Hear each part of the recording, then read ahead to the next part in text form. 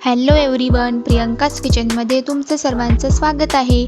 आज मी तुमच्यासाठी विदर्भातील स्पेशल अशी पातोडीच्या रस्स्याची भाजी घेऊन आली आहे।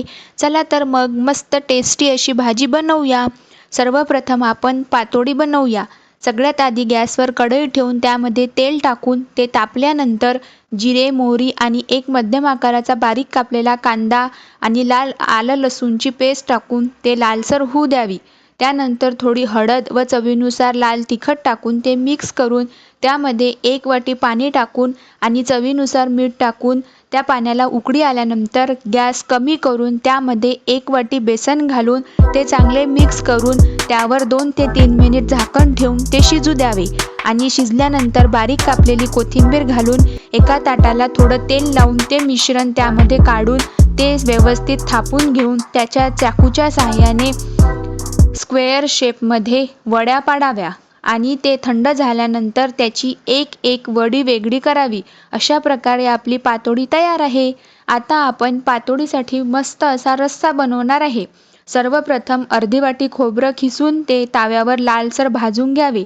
नंतर एक मोठा कांदा कापून तो तव्यावर भाजून घ्यावा। कांदा होत आल्यानंतर त्यावर 1 छोटा चम्मच खसखस, 4 ते 5 मिरे, 1 ते 2 लवंग आणि अर्धी मोठी विलायची टाकून त्यावर एक मध्यम आकाराचा टोमॅटो कापून ते सगळं 1 ते 2 मिनिट भाजावे।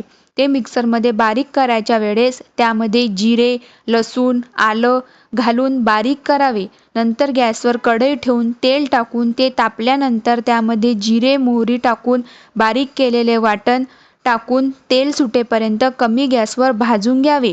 ते भाजून होत आल्यानंतर त्यामध्ये चिमूटभर साखर टाकावी। साखरेमुळे रश्श्याला तर्री चांगली येते आणि नंतर थोडी हळद, गरम मसाला व चवीनुसार तिखट घालून ते मिक्स करून त्यामध्ये आपल्याला लागेल तसे गरम पाणी घालून चवीनुसार मीठ घालून त्याला उकळी येऊ द्यावी व नंतर गॅस बंद करून बारीक कापलेली कोथिंबीर घालावी। अशा प्रकारे विदर्भातील स्पेशल पातोडी रस्सा भाजी तयार आहे। जर तुम्हाला ही रेसिपी आवडली असेल तर लाईक अँड सबस्क्राईब नक्की करा। धन्यवाद।